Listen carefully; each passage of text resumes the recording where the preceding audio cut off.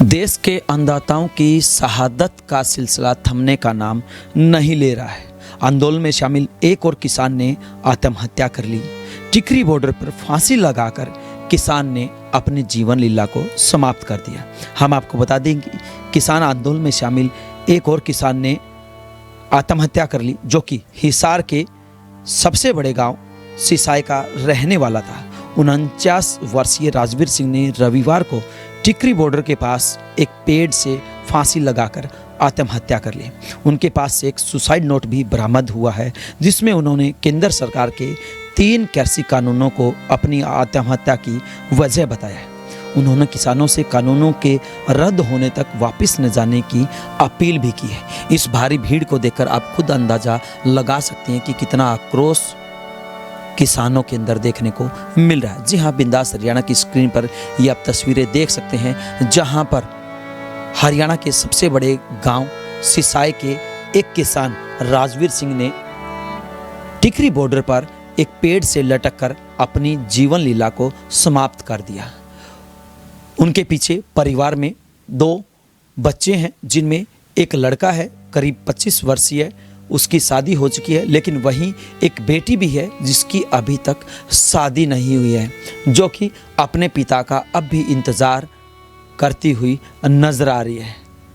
कभी सपने में भी नहीं सोचा था कि उसके पिता अन्नदाताओं की मांग को लेकर, जो पिछले लंबे समय से टिकरी बॉर्डर पर धरना चल रहा है, अलग अलग जगहों पर धरना चल रहा है, उनकी मांगों को पूरा करवाने के लिए आत्महत्या कर लेंगे। राजवीर ने एक सुसाइड नोट भी लिखा है और जिसके अंदर सरकार से कानून वापस लेने की मांग की है और यह अपनी अंतिम इच्छा भी जताई है। सरकार किसानों से खून मांग रही है, ऐसा राजवीर ने अपने प्रेस नोट के अंदर लिखा है। आंदोलन के दौरान कई किसान आत्महत्या कर चुके हैं। ये लोग भी अपनी जीवन लीला को समाप्त कर चुके हैं। किसान नेताओं की भी अपील है, आत्महत्या के ऊपर संघर्ष को किसान चुने, ना कि आत्महत्या करें। हम आपको बता दें कि राजवीर ने जो सुसाइड नोट लिखा है उसमें सरकार से अपील की है कि सरकार कानून को वापस ले, यही मेरी आखिरी इच्छा है। राजवीर ने अपने सुसाइड नोट में लिखा है, सरकार से मेरी हाथ जोड़कर विनती है कि मरने वाले की आखिरी इच्छा पूरी की जाती है तो मेरी आखिरी इच्छा यह है कि सरकार ये तीनों कृषि कानून वापस ले और किसानों को खुशी खुशी घर भेज दे। किसानों से अपील करते हुए उन्होंने लिखा है, MSP न्यूनतम समर्थन मूल्य की गारंटी और तीनों कृषि कानूनों को वापस करा के ही किसान भाई घर जाएं। सरकार किसानों से खून मांग रही है, ऐसा भी राजवीर ने अपने सुसाइड नोट में लिखा है। राजवीर ने अपने नोट के अंत में लिखा है कि ये सरकार किसानों से खून मांगती है और मैं सबसे पहले खून देता हूँ। जी हाँ, ऐसा राजवीर ने अपने सुसाइड नोट में लिखा है। एक बार भी नहीं सोचा कि उनके बच्चे कैसे आने वाले समय में जीवन यापन करेंगे। एक बार भी नहीं सोचा कि आखिरकार उनके बच्चों का पालन पोषण कौन करेगा। लेकिन राजवीर, जो कि किसानों की समस्याओं से इतना आहत था, सरकार की हठ धर्मिता को लेकर इतना परेशान था कि उसने आखिर कोई रास्ता चुना, तो वो था आत्महत्या का। उन्होंने अपने सुसाइड नोट में लिखा है, ये सरकार किसानों से खून मांगती है और मैं सबसे पहले खून देता हूँ। सिसाई वाले भाइयों से मेरी अपील है कि अपना हक लेकर ही जाएं। उन्होंने सुसाइड नोट के अंत में मोबाइल नंबर भी लिखा है। हालांकि जब उनका अंतिम संस्कार किया जा रहा था तो उसके बाद लोगों ने खूब सारी सरकार के खिलाफ नारेबाजी भी की और साथ में राजवीर के सम्मान में उनको श्रद्धांजलि भी नारों के माध्यम से दी गई। आइए आपको सुनवाते हैं क्या कुछ कहना है किसान नेताओं का। हमारा शहीद भाई किसान एकता, भाई राजवीर, भाई राजवीर, हमारा शहीद भाई, हमारा शहीद भाई, किसान एकता, किसान एकता, किसान एकता, किसान एकता करता है, गोली से नहीं डरता है। किसान एकता करता है, गोली से नहीं डरता है। किसान एकता करता है, गोली से नहीं डरता है। अभी तो अंगड़ाई है, आगे और लड़ाई है। शहीद राजवीर अमर रहे, शहीद राजवीर अमर रहे, भाईचारा जिंदाबाद, काले कानून वापिस लो, काले कानून वापिस लो, काले कानून वापिस लो, लड़ेंगे जीतेंगे, लड़ेंगे जीतेंगे, लड़ेंगे जीतेंगे, मोदी सरकार मुर्दाबाद, मोदी सरकार मुर्दाबाद। जब तक सूरज चांद रहेगा राजवीर तेरा नाम रहेगा, जब तक सूरज चांद रहेगा राजवीर तेरा नाम रहेगा, जब तक सूरज चांद रहेगा राजवीर तेरा नाम रहेगा। हमारे साथ काफ़ी सारे गांव के मौजूद है और यहाँ के जो स्थानीय लोग हैं वो भी मौजूद हैं। उन्हीं की ज़ुबानी हम जानने की कोशिश करेंगे।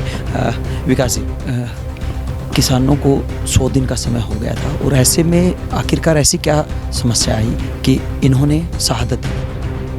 देखिए, हमारे 281 किसान आज शहीद हो चुके हैं और हमें पीड़ा इस बात की है, कोई सरकार का नुमाइंदा, कोई एमएलए, कोई मंत्री एक शब्द बोलने के लिए तैयार नहीं है। और जो ससाए का हमारा साथी था, मैं कहूँगा कि बहुत ज़्यादा हौसले वाला साथी था, जिसने एक पत्र भी लिखा, उस पत्र में साफ साफ शब्दों में सरकार का नाम लिया। अगर इस देश के अंदर लोकतंत्र है, अगर इस देश के अंदर कोई न्यायालय है, तो सरकार के ऊपर एक मुकदमा दर्ज होना चाहिए, क्योंकि उसने अपनी मौत का जिम्मेदार सीधे तौर के ऊपर सरकार को कहा है। और उन्होंने साफ साफ शब्दों में लिखा कि किसी कानून वापस नहीं हो रहे, किसानों के साथ अत्याचार हो रहे हैं। इसकी वजह से मैं ये कदम उठाने वाला हूँ। और दूसरी जो बात लिखी, हमने पहले भी सरकार से लिखित में ये पूछा है, भैया हमारे कितने आदमी चाहिए, लिखित में दे दो, एक बार में 1000 मारने हैं, 2000 चाहिए, कितनी बलिदानी चाहिए, हमने किसान दे देंगे, हम आप लिखित में दे दो। लेकिन बीजेपी सरकार ये नहीं बता रही कितने चाहिए। उन्होंने भाई ने ये भी लिखा है कि सरकार खून मांग रही है और पहला उस खून के रूप में मैं अपना बलिदान दे रहा हूँ। और ये बहुत ही हमारे लिए दुखदायी घड़ी है। इससे ज़्यादा दुख हमें किसान कौम इससे ज़्यादा पीड़ित कभी नहीं हो सकती कि 3 महीने के बाद भी आज भी हमें नौजवान साथी अपने हाथों से ऐसे पकड़ाने पड़ रहे हैं सरकार को, और हम अपना संयम बनाए हुए हैं। सरकार नाम की चीज़ मैं कहूँगा कि इस देश के अंदर बची नहीं है। ये कोई बलिदान नहीं है, हत्या करी गई है सरकार के द्वारा। जितने भी किसान हमारे ये सरकार जेपी दलाल तो कह रहा है कि ये अपने आप हो रहे, मैं ये कह रहा हूँ सरकार एक प्लान तरीके से हत्या करी है। हमारे जो किसान हैं उनके ऊपर बर्डन बनाया जा रहा है। ये भी 3 महीने 4 महीने परिवार ने छोड़ के बैठे हैं, उनको कोई उम्मीद नज़र नहीं आ रही। इस प्रकार से बर्डन बन के न लोग जो है इस प्रकार के फैसले ले रहे हैं। अगर सरकार के खिलाफ अगर हमारी कोशिश ये रहेगी कि ये जो पत्र जो लिखे हैं इनको लेकर हम कोर्ट में जाने वाले हैं, क्योंकि बहुत सारे साथी हमारे इस प्रकार से लिख के जा लिए। अगर कोई न्यायालय नाम की चीज़ होगी तो उसके खिलाफ हम कार्रवाई कराएंगे, सरकार के खिलाफ कार्रवाई करेंगे। सतपीर जी, आप सिसाई गांव से ही संबंध रखते हैं, राजवीर भी इसी गांव का था, तो क्या कुछ सोचता था राजवीर? राजवीर एक बहुत बढ़िया किसान था और काफ़ी समय से किसानों की मदद के लिए दिल्ली आ जा करता, और अभी कई दिन से दिल्ली था। और हमारा गांव 36 बिरादरी इस बात से भाई राजवीर को नमन करते हैं, उसकी शहादत को सलाम करते हैं। उन्होंने सरकार द्वारा बनाए गए तीनों कृषि काले कानूनों को वापस ना लिया जाए तब तक ऐसे उसको और बल देने का भाई राजवीर ने काम किया है। और सारे गांव को गर्व है उसकी शहादत पर। वह किसान आंदोलन को उसने कहा भाई मेरी कुर्बानी से कैसे किसान आंदोलन मजबूत हो, और मैंने ये कदम जब भी उठाया है। और मोदी सरकार जिम्मेवार है, जब किसान भाई ऐसे ऐसे काम करते हैं 3-3 4-4 महीने से वहाँ बैठे हैं, सरकार ने सूद लेनी चाहिए।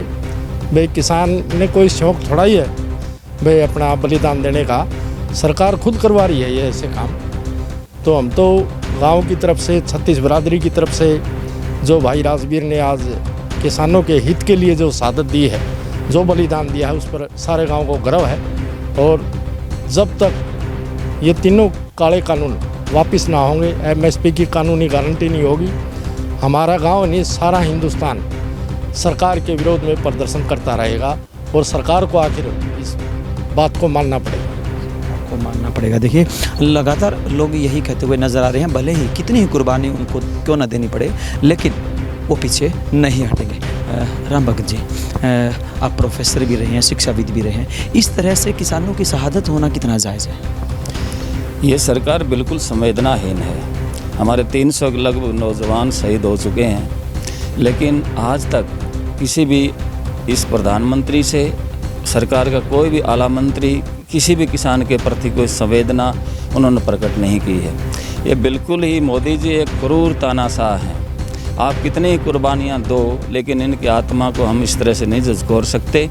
जैसे भगत सिंह जी ना एक जो नहीं अपने भगत सिंह राजगुरु सुखदेव ने उनकी शहादत दी थी। वो क्यों दी थी? क्योंकि वो अंग्रेज़ों देश की जनता की जो आत्मा थी, जो ज़मीर थी, उसको जगाना चाहते थे ब्रिटिश हुकूमत के ख़िलाफ़ आज़ादी लेने के लिए। लेकिन ये जो काली चमड़ी के अंग्रेज़ हैं, मोदी जैसे लोग, इनकी तो ये तो ठूंस हो चुके हैं। इनको कितनी कुर्बानी, मैं तो कहता हूँ मोदी जी आप कितनी कुर्बानियाँ मांगते हैं? आपका जो 56 इंच का सीना है वो कितने किसान भाइयों के खून से तृप्त होगा। आज जो नहीं 100 दिन से ऊपर हमारे किसान भाई बैठे हुए हैं और 300 के लगभग शहादत दे चुके हैं। आज हमारे किसान जगत का एक और चिराग बुझ गया है। जो मेरा अपना छोटा भाई था, मेरा गुआंढ था सिसाए, और हमें बड़ी संवेदना है।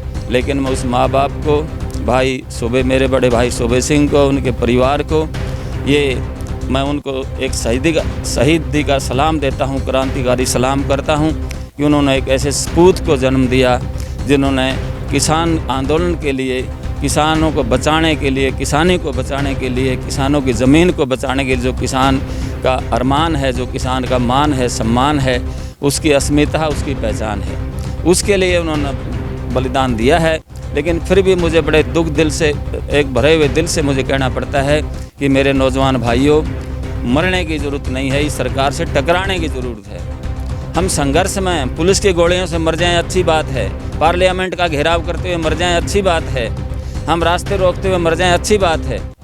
लेकिन भाई हम जो नहीं सरकार को इस तरह से कमज़ोर नहीं करने की कोशिश करें। इस तरह से हमारे अपने परिवार कमज़ोर हो रहे हैं, हमारे परिवार कमज़ोर हो रहे हैं। जिस परिवार का आज हमारा नौजवान साथी राजवीर भाई चला गया, उसको परवरिश करने वाला शायद ही कोई पीछे बचा है, और बचे हैं तो उन पर एक बहुत बड़ी जिम्मेवारियाँ आ गई हैं। बड़ी जिम्मेवारी उनके परिवार पे आ गई है। अगर हम गांव की बात करें तो सबसे बड़ा हरियाणा का गांव है। गांव के लोगों में किस प्रकार का माहौल? देखो, गांव के लोगों में इसका राजवीर की शहादत पर गर्व भी है और दुख भी है साथ के साथ। हमारा एक भाई किसान था, बड़ा कर्मठ साथी था और 3 महीने से किसान आंदोलन में वहाँ मेहनत कर रहा था और उसने आज शहादत दे दी है। इसका हमें गर्व भी है और दुख भी है, दोनों बातें हैं। लेकिन ये अंग्रेज़ों से ज़्यादा अत्याचारी सरकार है। हम किसान भाइयों से कहेंगे इस तरीके ना अपनाएं, ना तो अपनी फसल बाएं। हम लड़ेंगे और जीतेंगे, ये अत्याचारी सरकार का मुकाबला करेंगे। इस सरकार पर विधानसभा में मनोहर लाल खट्टर, किसी विधायक की सासू गुजर गई, किसी विधायक की बेबे का ससुरा गुजर गया, उनको तो श्रद्धांजलि देते हैं और 2 शब्द किसानों के प्रति नहीं बोल सके। इस सरकार से हम क्या उम्मीद कर सकते हैं? बहुत तानाशाही और अत्याचारी सरकार है, बेशर्म सरकार है। क्या उम्मीद कर सकते हैं, ऐसा इनका कहना। वास्तव में उम्मीद तो नहीं की जा सकती है, क्योंकि 250 से ज़्यादा किसान अभी तक शहादत दे चुके हैं। उसके बावजूद भी सरकार की तरफ से कोई संवेदना प्रकट नहीं की गई है। क्या लगता है ऐसे ही शहादत होती रहेगी? देखिए, ये बड़ी दुख की घड़ी है पूरे किसान जगत के लिए, और मैं आपके चैनल के माध्यम से कहना चाहता हूँ सभी किसान भाइयों को, ऐसे शहादत देने की ज़रूरत नहीं है, क्योंकि जब हमारा दुश्मन लड़ने के लिए तैयार है तो हमें लड़ना पड़ेगा। ऐसे अगर शहादत देते हैं, हमारा कमज़ोर होगा, परिवार कमज़ोर होगा, हमारे बच्चों का पीछे कोई रुखड़ा नहीं होगा। मैं आपको यही दोबारा कहूँगा कि हमें ऐसे कदम नहीं उठाना है, हमें इस सरकार से, तानाशाह सरकार से लड़ना है और मजबूती के साथ लड़ेंगे। मजबूती के साथ सरकार से लड़ना है। देखिए, आप मेरे साथ यहाँ पे देख सकते हैं कि काफ़ी संख्या में राजवीर को श्रद्धांजलि देने के लिए लोग पहुँचे हैं, और इन सभी का यही कहना है कि सरकार भले ही कितनी ही कोशिश कर ले आंदोलन को दबाने की और साथ में आंदोलन को ख़त्म करने की, लेकिन किसी भी हाल में आंदोलन ख़त्म नहीं होगा। बिंदास हरियाणा भी देश के तमाम किसानों से ये अपील करता है कि आत्महत्या न करें, किसी भी रूप में अपनी फसलों को बर्बाद न करें, क्योंकि ये इस आंदोलन का कोई भी समाधान नहीं है। हालांकि जितने किसान अभी तक अपनी शहादत दे चुके हैं, उनको बिंदास हरियाणा भी नमन करता है, उनको श्रद्धांजलि देता है।